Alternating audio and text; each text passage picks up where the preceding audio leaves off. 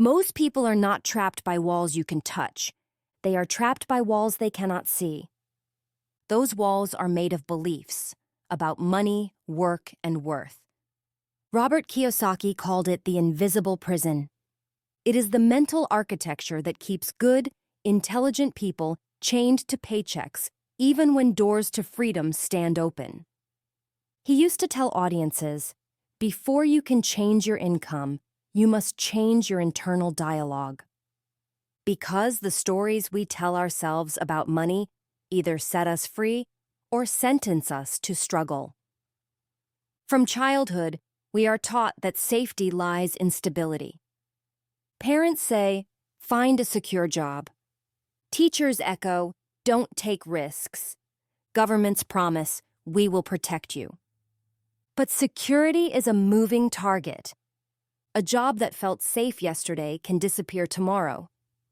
A pension can shrink with inflation.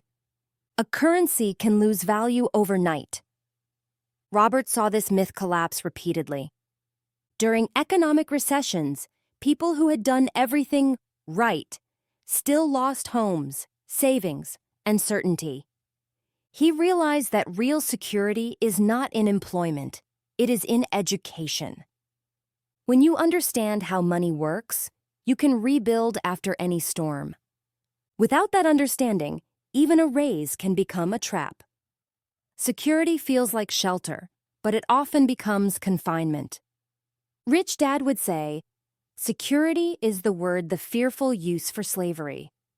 He didn't mean employment was evil, he meant dependency was dangerous. Freedom demands self-reliance, not constant reassurance. The second wall of the invisible prison is fear of failure. It begins early, red marks on report cards, grades that punish mistakes. By the time we are adults, we equate error with embarrassment. Yet every wealthy person Robert studied had failed more than most people even tried. The difference was not talent, it was tolerance. They could tolerate rejection, loss, and risk long enough to learn. Rich Dad told him, winners aren't braver, they just stay in the game longer. Robert remembered launching his first nylon wallet business. The idea was good, timing bad. The company grew fast and then collapsed. For a year, he carried debt and shame. But when he finally analyzed what happened, he discovered lessons about margins, marketing, and management that later made him millions. Failure is feedback. Every breakdown hides data about design. Those who fear it never progress beyond the theories taught in school. The investor quadrant, he observed, is built entirely on the willingness to fail small, learn fast, and win big later. Investors lose trades, entrepreneurs lose launches, but both gain wisdom that employees rarely taste. The third wall is approval. Society praises conformity. We reward obedience disguised as professionalism. From uniforms to titles to corporate ladders, everything whispers, don't stand out. When Robert left his corporate job, friends shook their heads. One said, you're throwing away your future. Another said, at least wait until you're promoted. Their concern came from love, but also from fear. People who live inside the system feel threatened by anyone who leaves it. It forces them to question their own choices. Rich Dad's advice was blunt. If you need permission to be free, you'll never be free. Approval is expensive. To buy it, people sacrifice dreams, creativity, and time with family. But no amount of applause pays compound interest. Freedom begins when you stop trading authenticity for acceptance. There is a fourth wall, routine. It lulls people into predictability. Alarm clocks, commutes, lunch breaks, television, sleep. The cycle repeats until decades disappear. Robert once described comfort as the enemy of creation. Growth lives in friction. To build something new, you must break patterns old. That might mean learning late at night, attending a seminar, reading a financial statement instead of scrolling through entertainment. The discomfort of learning soon becomes the comfort of mastery. And mastery is the only true safety. Ignorance is not stupidity. It is simply the absence of exposure. Robert noticed that most financial mistakes come from what people don't know they don't know. They buy liabilities thinking they are assets. They chase income without tracking expenses. They assume the government or employer will manage retirement. Ignorance costs more than education ever could. He would hold up a dollar bill and ask his audiences, whose pocket will this dollar end up in? The answer was always the same. It flows to whoever understands the rules. The rules of money are not secret. They're just not taught. Once you learn them, you begin to notice the invisible prison dissolving. The left side of the quadrant sees work as duty. The right side sees it as design. Employees ask, how much will I earn? Entrepreneurs ask, what value can I create? Investors ask, how can this value multiply? Robert realized that humans are meant to be creators, not cogs. The industrial model turned creators into components. The new economy rewards imagination again. Every idea that serves a need can become an asset. Every solution that saves time, energy, or pain can produce cash flow. When you start seeing problems as opportunities, you start stepping into the mindset of the right side. Fear of failure, rejection, loss, cynicism, dismissing opportunities before examining them, laziness, postponing learning until crisis forces it, arrogance, assuming you already know enough. He would say, fear keeps you poor, cynicism keeps you blind, laziness keeps you dependent, arrogance keeps you broke. The cure for all four is humility, staying teachable.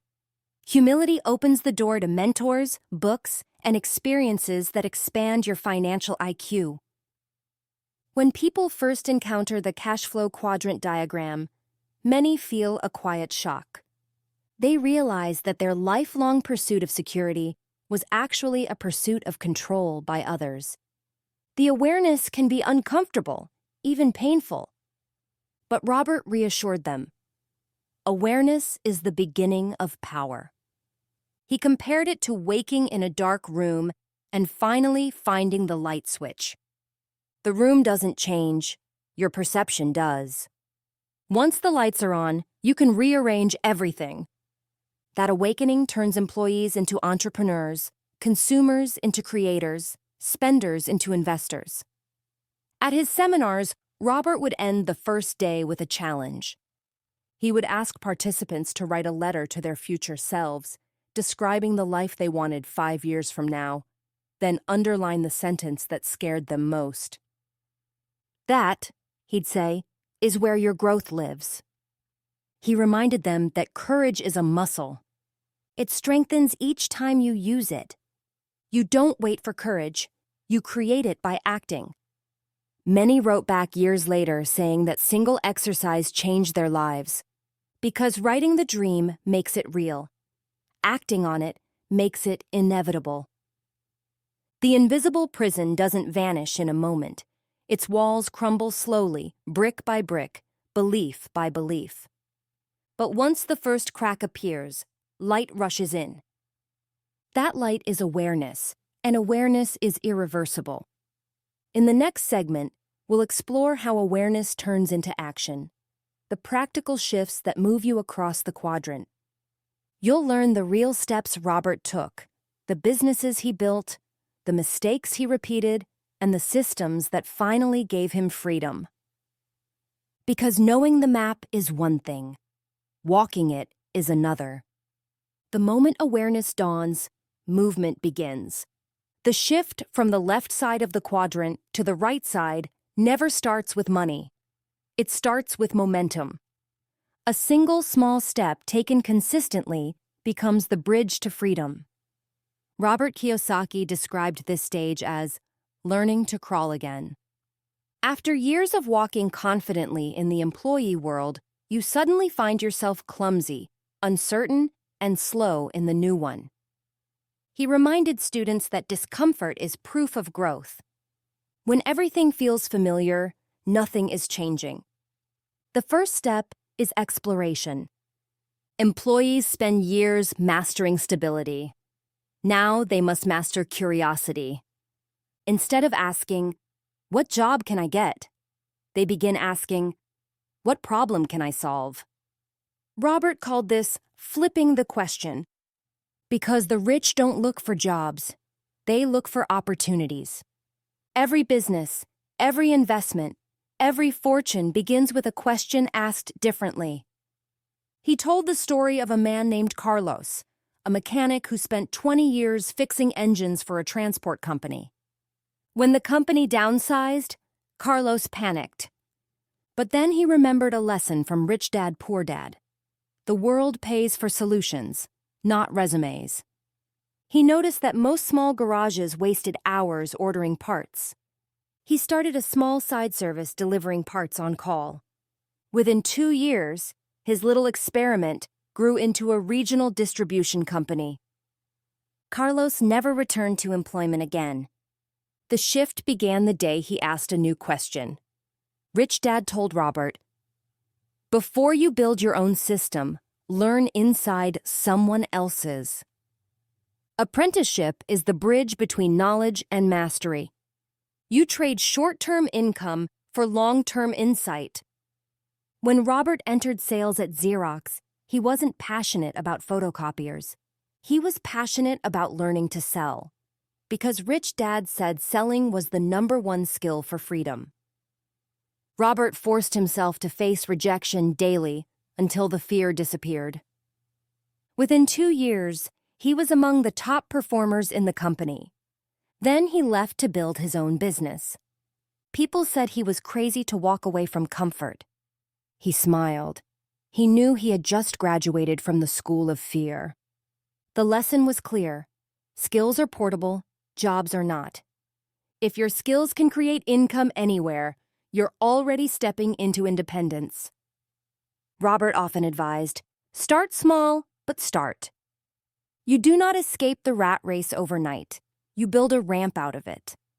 That ramp is called a side business. He met thousands who began with evening projects, an online shop, a small franchise, a consultancy. Many failed at first, but failure on a small scale is tuition for freedom. It costs less than ignorance. A teacher named Lisa began selling educational materials online after school hours. At first, she earned only a few $100s a month. 3 years later, the business replaced her salary.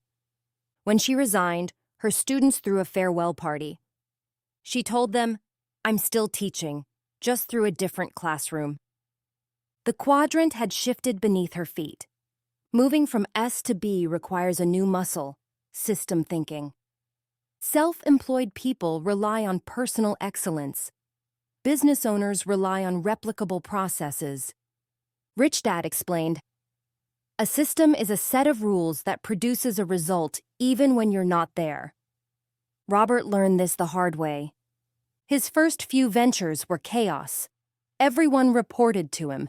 Every decision waited on him. Then he realized he hadn't built a business. He had built dependency. He began documenting procedures, delegating authority, and training people to think, not just obey. Slowly, he freed himself from the daily grind. When the system ran without him, he knew he had entered the B quadrant. Systems are not built overnight. They evolve through clarity. You start by writing down the steps you repeat most often and finding ways to automate, delegate, or simplify them. Each improvement is a brick in the bridge to freedom. At this stage, Robert introduced his now famous Cashflow game. It wasn't just a board game. It was a simulator for decision-making. Players practiced investing, budgeting, and escaping the rat race in a safe environment. It trained the brain to recognize patterns before they cost real money. He noticed that after playing repeatedly, people started speaking a new language. Terms like passive income, ROI, leverage, and asset column became natural. That linguistic shift mattered because words shape thought and thought shapes results. If you can name it, you can navigate it. No one crosses the quadrant alone. Robert credits mentors for every breakthrough: his rich dad, business partners, fellow investors. A mentor compresses decades into days. They expose blind spots you didn't know existed. He often warned, "Be careful who you take advice from. Poor people will give you poor advice, not from malice, but from limitation." He told students to seek mentors who lived in the quadrant they wanted to reach. If you want to be an investor, study under investors, not economists. If you want to be a business owner, learn from those who've built teams, not from those who just talk about entrepreneurship. Mentorship accelerates courage. It keeps you accountable when enthusiasm fades. And it proves that freedom is possible because you can see it embodied in another human being. As income grows, discipline must grow faster. Many new entrepreneurs make money, but lose it through lifestyle inflation. Robert calls this getting rich poor, earning more while thinking the same. He taught a simple rhythm: pay yourself first. Allocate part of every profit to assets. Keep expenses lean until your assets pay for your lifestyle. This rhythm turns income into wealth. Without it, success becomes another treadmill. Rich Dad's formula was uncompromising. A dollar not invested is a dollar disrespected. One revelation Robert emphasized is that the tax system favors the right side. Employees are taxed before they spend. Business owners and investors spend before they're taxed. The difference is education, not fairness. He encouraged people to learn basic tax structures, to consult professionals, to operate legally but intelligently. Understanding taxes was not about evasion. It was about alignment with the system's design. Knowledge of the rules allows you to play without fear. Every transition hits a plateau, a moment when enthusiasm dips and doubts return. Robert faced it repeatedly. During one downturn, he was deeply in debt again. Friends said, "Go back to a job." Instead, he revisited his why. He wrote on a scrap of paper, "Freedom for me, freedom for others." That phrase carried him through. He learned that purpose is stronger than pressure. When you attach your goal to something larger than comfort, resilience rises naturally. As his businesses stabilized, Robert felt an identity shift. He no longer introduced himself by job title, but by mission. He was no longer working for money. He was building systems that served people. That shift from worker to owner changes everything, from daily schedule to sense of self. He realized that money was now a mirror. It reflected the value he delivered, the problems he solved, the people he empowered. And with that realization, gratitude replaced greed. The shift has begun, but it is not complete. Awareness has become action. Now action must become understanding. In the next segment, we dive deeper into financial literacy, the numbers, the principles, the frameworks that transform effort into enduring wealth. Because movement without measurement is chaos, and freedom without knowledge is fragile. Money speaks, but only to those who know its words. Robert Kiyosaki often told audiences, "If you can't read the numbers, you'll always work for someone who can." Just as fluency in a foreign tongue opens doors to new countries, financial literacy opens doors to freedom. Most people can count money. Very few can converse with it. They can recite salaries and prices, but cannot read a balance sheet. They know how to spend, but not how to measure. To cross to the right side of the quadrant, you must become bilingual, able to translate daily effort into the language of cash flow. Every language begins with an alphabet. In money, that alphabet has 4 letters: A, L, I, E, assets, liabilities, income, and expenses. Assets put money into your pocket. Liabilities take money out. Income flows in, expenses flow out. Draw them on paper, and you'll see life's hidden plumbing. Rich Dad said, "The rich focus on their asset column. Everyone else focuses on their income statement." He meant that what matters is not what you earn, but what you keep and how that kept money behaves. Robert loved demonstrating this with chalk on a whiteboard. He'd sketch 2 simple diagrams, one for the poor, one for the rich. For the poor and middle class, the arrows run like leaks. Income straight to expenses. For the rich, income flows first into assets, real estate, businesses, investments, which then create new income that covers expenses. The poor buy luxuries first. The rich buy cash flow first. Once you see that drawing, you never see a paycheck the same way again. Financial literacy requires reading 3 documents as fluently as a novel: the income statement, how money moves each month; the balance sheet, what you own versus what you owe; the cash flow statement, the truth behind both, direction of movement. Robert compared them to the 3 mirrors of life. The income statement shows your habits, the balance sheet shows your history. The cash flow statement shows your health. Together, they form the X-ray of your financial body. When you first read them, they seem technical: numbers, columns, ratios. But soon you see patterns: waste, opportunity, leaks. You start making decisions with clarity instead of emotion. Financial literacy doesn't make you greedy. It makes you grounded. You no longer fear money because you can finally understand its behavior.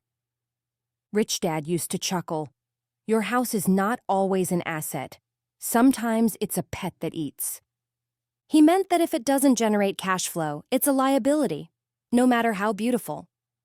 Robert learned this when he bought his first condo. He expected rent to exceed costs, but repairs and taxes devoured the profit. Only later did he find properties that truly paid him to own them. The lesson: every purchase is either a worker or a consumer. Ask before you buy, will this feed me or will it feed on me? That single question can change a lifetime of financial mistakes. If assets and liabilities are vocabulary, then the quadrant itself is grammar, the structure that connects them. Employees earn through income statements only. Business owners and investors earn through balance sheets. The left side depends on labor. The right side depends on leverage. Once you grasp this grammar, you can compose your own financial story. You stop reciting the one written by your employer or the economy. Robert often warned, "Don't let numbers scare you. They have no emotion until you give them one." He noticed that many people avoid financial statements because they fear what they might find: debt, waste, lost years. But avoidance is the costliest decision of all. He encouraged students to treat money like a friend in need of conversation. Sit down once a week, review inflow and outflow, ask, "What are you trying to tell me?" Soon patterns emerge: subscriptions unused, assets underperforming, opportunities overlooked. Awareness begins to replace anxiety. To teach fluency, Robert created experiences. He asked players to practice the habits of the rich in miniature: tracking assets, reducing liabilities, buying cash flow. After repeated play, something magical happened. The players carried that awareness into daily life. One participant canceled 3 credit cards.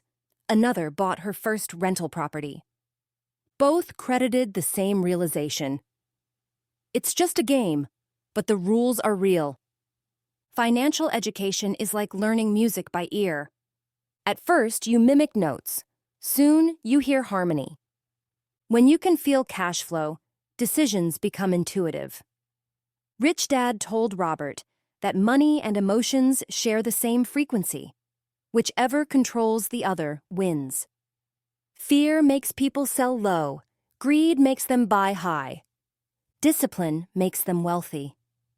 Robert began observing his own reactions. When markets dipped, he paused instead of panicking. When opportunities looked too shiny, he waited for data. Emotional control became his greatest investment. He taught that mastering cash flow starts with mastering self-flow, the ability to stay calm while others rush. Every financially free person Robert met used 6 quiet words. Buy assets, not liabilities. Reinvest cash flow. Those 6 words, practiced for years, create compound freedom. They don't promise overnight riches. They promise inevitable independence. Each time money enters your life, you assign it a job. If that job is to buy pleasure, the money dies young. If that job is to buy production, the money reproduces. Give every dollar a mission, and soon dollars return with recruits. The middle class budgets to survive, the wealthy budget to expand. Robert redefined budgeting as planning the birth of assets. He set aside a portion of every dollar for education, for investment, for new ventures. That mindset turned constraint into creativity. He would smile and say, "When you tell your money where to go, you never wonder where it went." Compounding is patience rewarded by mathematics. Most people experience it only through debt, interest working against them. Investors experience it through assets, interest working for them. Rich Dad illustrated it with 2 jars of rice. In one jar, he doubled the grains daily. In the other, he added a steady handful. Within weeks, the doubling jar overflowed. "The rich play the doubling game," he said, "and time is their teammate." Robert realized that compounding applies not only to money, but to knowledge. Every book, course, or experience adds exponential value if you stay consistent. Eventually, Robert could glance at a company's reports and sense its story. How it treated customers, how it managed debt, how visionary its leaders were. Numbers became narrative. He told audiences, "The better you read, the clearer you see. And when you see clearly, decisions become simple." That simplicity is deceptive. It takes years of practice. But once earned, it is the calm center of financial life. Learning the language of money means nothing unless spoken daily. Robert advised his students to schedule a weekly money meeting with themselves or their families. Review, reflect, refine. He said, "Talk about money openly. Secrecy breeds ignorance." Families that discuss money create generations of clarity. Those who hide it pass down confusion. Financial education is not an event. It's a culture. By now, the quadrant has a voice in your head. You can hear which side you're thinking from every time you make a purchase or face a risk. That awareness is literacy's first reward. In the next segment, we'll watch how real people applied these lessons to move from fear to freedom. Stories of transformation that prove financial intelligence is not theory, but practice. Because education without execution is only entertainment. Every journey across the cash flow quadrant begins with fear, and every transformation ends in freedom. Between those 2 points lies the bridge of understanding, courage, and consistency. Robert Kiyosaki said, "Courage is not the absence of fear, it is the mastery of fear." That mastery grows only through action. When you act in spite of fear, fear loses its authority. Angela was a 42-year-old accountant who had worked faithfully for the same firm since graduation. Her life was predictable: salary, mortgage, children's school fees, annual vacation. But one evening, while reviewing a client's financials, she realized that her clients, entrepreneurs younger than her, were earning more in a month than she made in a year. She wasn't angry, she was curious. What did they know that she didn't? She found Rich Dad, Poor Dad, then Cashflow Quadrant. The first read was uncomfortable. She had defined her worth through stability. Now, she saw stability as stagnation. Angela began small. She studied investing after work. She joined a local cash flow game group and learned the rhythm of assets and liabilities. Within a year, she bought her first rental apartment with savings and a small loan. When the first rent payment arrived, she felt something she'd never felt before: money working for her. That single experience rewired her mind. Over 5 years, she acquired 3 more properties, left her firm, and began teaching financial literacy to young professionals. She said, "Freedom doesn't arrive in a windfall. It arrives one informed decision at a time." Daniel was self-employed, a talented web designer who prided himself on perfection. Clients loved his work, but exhaustion was constant. When Robert met him at a seminar, Daniel confessed, "If I take a holiday, my income disappears." Robert asked, "Why haven't you built a team?" Daniel replied, "No one will do it as well as I can." Robert smiled. "That's your prison speaking." Daniel reluctantly hired an assistant, then a junior designer. Mistakes happened, clients complained, but he persisted. Within 2 years, his agency doubled its output while he worked half as much. He realized leadership was not losing control, it was gaining capacity. The day he spent an entire week hiking while his business ran smoothly, he sent Robert a message: "I finally understand leverage." Fear of delegation had turned into freedom through design. Aisha grew up believing money was sinful. Her parents were kind, spiritual people who saw wealth as temptation. As an adult, she struggled with guilt whenever she succeeded. Robert's teachings helped her separate greed from growth. He said, "Money doesn't change who you are, it magnifies you." Aisha reframed wealth as stewardship. She began a small organic food company focused on community health. It prospered because her intention was pure and her systems sound. She reinvested profits into education for rural women. Freedom for her became purpose in motion. She often tells audiences, "Financial freedom is spiritual freedom, the ability to serve without fear of lack." Across thousands of stories, Robert noticed a pattern. People who succeed share 5 habits. They learn constantly. Books, mentors, experiences, learning never stops. They act quickly. They don't wait for perfect conditions. They start with what they have. They review results. Every decision becomes data for the next. They reinvest. Profits feed assets, not indulgence. They teach. By sharing knowledge, they reinforce their own mastery. These habits compound just like money does.